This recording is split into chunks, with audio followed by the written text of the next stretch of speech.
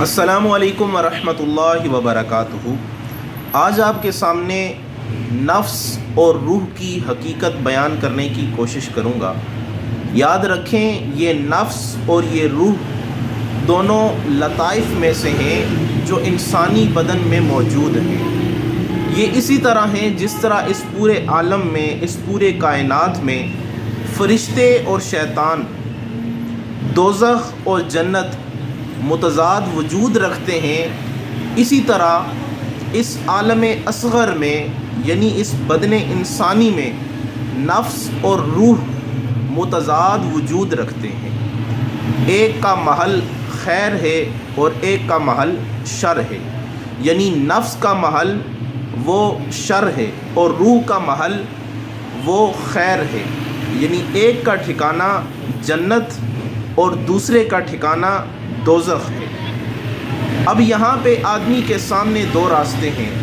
یا روح کے راستے پہ چلے یا نفس کے راستے پہ چلے۔ اگر آدمی نفس کے راستے پہ چلتا ہے تو قرآن فرماتا ہے ان النفس لامارۃ بالسوء،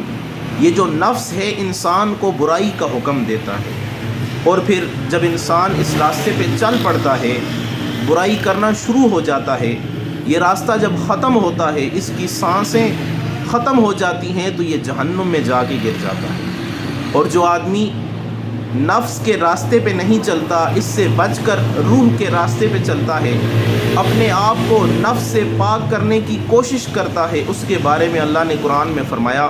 قد افلح من تزکا،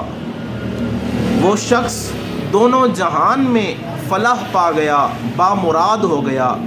جس نے نفس کی آفتوں سے اور گناہوں کی آلودگیوں سے اپنے آپ کو پاک کیا، اپنے آپ کو صاف رکھا۔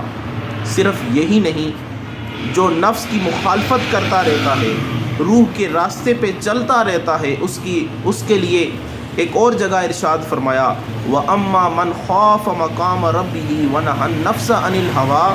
فَإِنَّ الْجَنَّةَ هِيَ الْمَأْوَىٰ، جو آدمی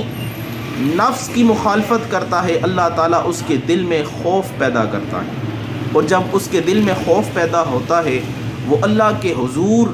حاضری دینے میں، اللہ کے حضور کھڑا ہونے میں ڈرتا رہتا ہے۔ اور جب وہ ڈرتا ہے تو اس آیہ مبارکہ کے تحت اللہ اس کے بارے میں ارشاد فرماتا ہے کہ جو اللہ کی بارگاہ میں کھڑا ہونے سے ڈرا اور اپنے نفس کو بری آفتوں سے، بری لذات سے، بری خواہشات سے پاک و صاف رکھا، تو اس کا ٹھکانہ ہی جنت ہے۔ صرف یہی نہیں، سورہ رحمان میں اللہ تعالیٰ پھر اس کے لیے فرماتا ہے کہ جو اللہ کی بارگاہ میں کھڑا ہونے سے ڈرتا رہتا ہے، اس کے لیے اللہ فرماتا ہے وَلِمَنْ خَافَ مَقَامَ رَبِّهِ جَنَّتَانِ، جو اپنے رب کی حضور کھڑا ہونے سے ڈرتا رہا، اس کے لیے ایک نہیں دو جنتیں ہیں۔ تو پتہ چلا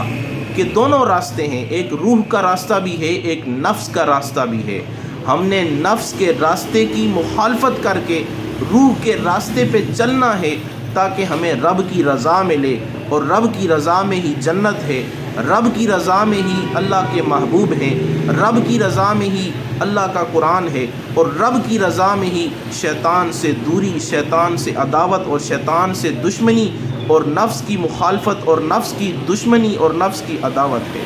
اللہ سے دعا ہے اللہ تعالی ہمیں نفس اور روح کو سمجھنے کی توفیق عطا فرمائے، آمین۔